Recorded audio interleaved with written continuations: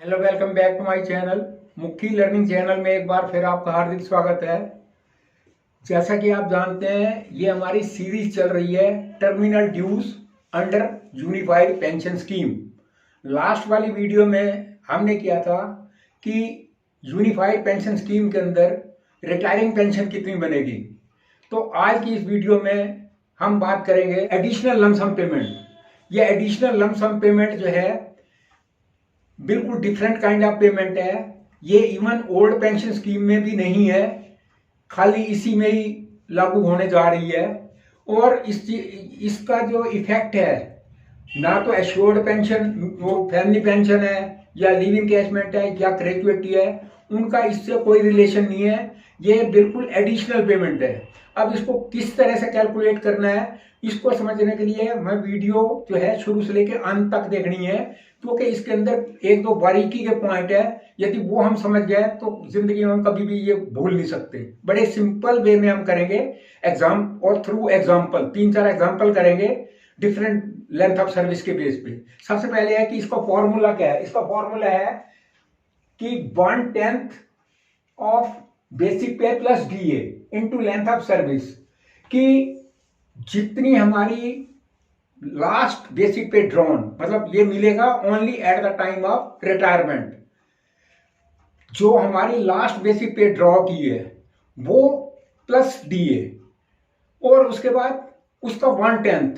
Suppose हमारी basic पे है उस टाइम दोनों चीज मिला के 50,000, तो उसका 1/10 कितना हुआ? सिंपल सी बात है, 5,000 इनटू लेंथ ऑफ सर्विस। अब लेंथ ऑफ सर्विस जो है यहाँ पे ईयर में नहीं काउंट करनी, वो करनी है हमने हाफ ईयरली में। नॉर्मली हमें पता है एक साल के अंदर 2 हाफ ईयरली होती हैं। अब यहाँ पे पॉइंट है हाफ ईयरली। अब हाफ ईयर की जो कैलकुलेशन है बिल्कुल कैजुअल मैनर में नहीं करनी है, उसको मैं इस एंगल से करना है। ये बड़ा मीनिंगफुल है कि आपने date of appointment to date of retirement. अब सपोज आपकी जो लेंथ ऑफ सर्विस आई वो आई ईयर मंथ डे। सपोज आपकी 34 साल 3 महीने और 10 दिन आई। अब ये क्या है, वैसे नॉर्मली हम कहते हैं कि हाफ ईयरली 34 की कितनी बनी? 68। ये हम यदि वैसे जर्नल वे में कहेंगे 68 हाफ ईयरली HY। लेकिन एक्चुअल में ऐसा नहीं है। यदि एक जो नेक्स्ट क्वार्टर, एक क्वार्टर के अंदर 2 दिन भी ऊपर हो जाए, जैसे कि इस केस में दिखाया गया है 34 साल 3 महीने 10 दिन, यानी कि एक क्वार्टर से ऊपर हो गया, तीन महीने मतलब 10 दिन ऊपर हो गए, तो ये कितनी हाफ ईयरली काउंट करेंगे? हम इसको करेंगे 69 हाफ ईयरली, ना कि 68। तो ये बड़ा मीनिंगफुल पॉइंट है, इसको हमें हमेशा माइंड में रखना है। एग्जाम्पल के थ्रू इस चीज को समझेंगे कि यदि 10 साल की सर्विस है, 15 साल की है, 25 साल की है, 35 साल की है, तो उसमें कितना हमारा लमसम अमाउंट बनेगा। तो अब यहाँ पे इमेजिनरी फिगर में ले रहा हूं कि सपोज बेसिक पे जो है वो है 50,000 राउंड फिगर में, ताकि कैलकुलेशन में आसानी रहे। सपोज बेसिक पे है, बेसिक पे यहाँ पे 50,000 50,000, और आजकल जो डीए चल रहा है वो चल रहा है 53%, लेकिन हम 50% परज्यूम करके चलते हैं, तो इसका 50% हो गया 25,000। ये टोटल हो गया 75,000। अब 75,000 जैसा कि फॉर्मूले में कहा गया है, हमने लेना 1/10। 1/10 लेंगे इंटू एल, तो 1/10 लेंगे तो ये आएगा 7500।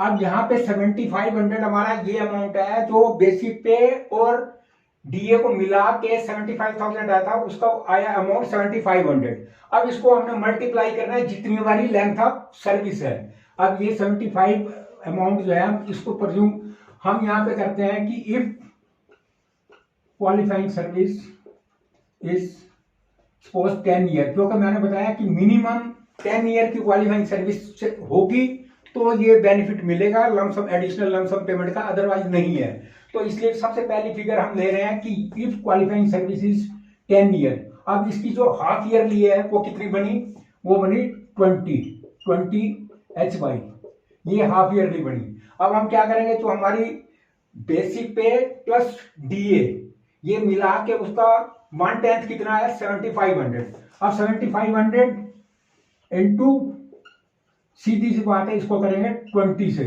तो ये हमारा अमाउंट आएगा 1,50,000। ये हमारी लमसम पेमेंट है। ये हमारी at the time of attaining the age of superannuation, यदि हमारी 10 साल की क्वालिफाइंग सर्विस है और 50,000 बेसिक पे है, उसके ऊपर डीए हम 50% लेके चल रहे हैं, हालांकि 53 है, उसका बना 75,000 अपॉन 10 इंटू एल। तो हमारी L half length of service कितनी है, 10 साल की थी, उसको डबल किया तो ये आ गई 1,50,000। ठीक, आप इसी फिगर को ही हम लेते हैं कि if qualifying service is 15 year, then what would be the amount? तो सिंपल सी बात है, 7500 जो है हमारा वो निकला बेसिक पे प्लस डीए का, तो इनटू अब ये जो अमाउंट, अब ये क्वालिफाइंग सर्विस 15 साल की है और ये बनी 30 हाफ ईयर की। अब जो मंथली वो आया था बेसिक पे प्लस डीए का 7500 इंटू 30, ये अमाउंट आया 2,25,000। ठीक इसी तरह से यदि क्वालिफाइंग सर्विस जो है सपोज 25 साल है, तो उस केस में क्या है, equivalent to 50 half yearly HY। ठीक इसी तरह से 7500 इंटू 55,000। और यदि क्वालिफाइंग सर्विस जो है वो 35 साल है,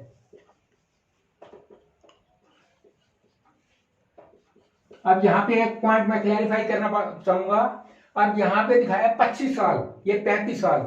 अब क्या होता है, किसी की जो पेंशन की कैलकुलेशन होनी है, तो उसमें यदि आपको याद हो तो उसमें सिंपल सा है 50% आपका बेसिक पे, यानी कि किसी की यदि 34 साल की भी सर्विस है या 35 साल की है, लेकिन वो मिलेगी उसको 25 साल वाले बेनिफिट, मीन 50% ऑफ द। लेकिन इसमें ऐसा नहीं है, इसमें ये कंडीशन नहीं है। ऐसे ग्रेजुएटी में भी सीलिंग है 16.5 महीने की होगी, वो अलग से हम बात करेंगे। लेकिन आज जो बात हो रही है वो इसकी हो रही है, इसमें ऐसी कोई कंडीशन नहीं है। यदि किसी इंडिविजुअल की क्वालिफाइंग सर्विस 35 साल की है, तो जो ये लमसम की पेमेंट होगी वो 35 साल के हिसाब से होगी। और वो 35 साल का मतलब हो गया 70 हाफ ईयरली, 70 डबल किया हमने, और इसको क्या वही किया 7500 गुणा 70 इक्वल टू 5,25,000।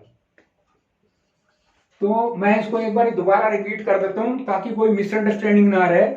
कि सबसे पहले हमें ये देखना है, इसका फॉर्मूला यही है, बेसिक पे प्लस डीए का 10%, उसके बाद इनटू लेंथ ऑफ सर्विस, जैसा कि यहां दिखाया गया है 50,000, मान लो हमने किसी की परज्यूम करी है 50,000 और 50% डीए हम लेके चल रहे हैं, कैलकुलेशन में दिक्कत ना आए, वो टोटल बन गया 75,000। अब इसका अपॉन 110 वो आया 7500। अब 7500 को क्या करना है, हमने मल्टीप्लाई करना है लेंथ ऑफ सर्विस से। लेंथ ऑफ सर्विस जो है हमारी यहाँ पे स्टार्टिंग में दिखाई 10 साल, 10 साल का मतलब इक्वल टू 20 हाफ ईयरली, और 7500 को 20 से मल्टीप्लाई किया, अमाउंट आया 1,50,000।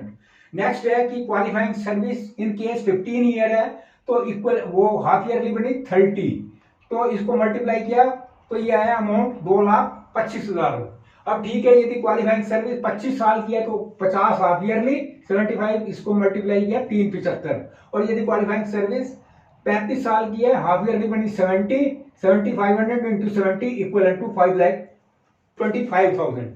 अब इसके अंदर जो है मेरे हिसाब से ये सारा फंडा क्लियर हो गया होगा, बड़ी सिंपल वे में समझाया गया, एक लेमैन भी कर सकते हैं। और इसमें एक पॉइंट ये है कि ये तो हमने राउंड फिगर में सर्विस ली है। अब मान लो किसी की सर्विस जो है 16 साल की भी हो सकती है, 19 साल की भी हो सकती है। सबसे पहले जब वो हाफ ईयरली कैलकुलेट करने लगे तो वो माइंड में जरूर रखें, यदि 3 महीने से ऊपर जा रहे हैं दिन तो नेक्स्ट हाफ ईयरली में काउंट होगा, और यदि 3 महीने से कम होगा तो वो उसको इग्नोर किया जाएगा। इस चीज को जरूर माइंड में रखना है, क्योंकि ये बड़ा मीनिंगफुल पॉइंट यही है। और उसमें कोई क्राइटेरिया नहीं है, 35 साल की यदि है क्वालिफाइंग सर्विस तो उस हिसाब से लमसम पेमेंट है, और ये बिल्कुल एडिशनल है, इसका किसी चीज पे कोई इफेक्ट नहीं पड़ेगा।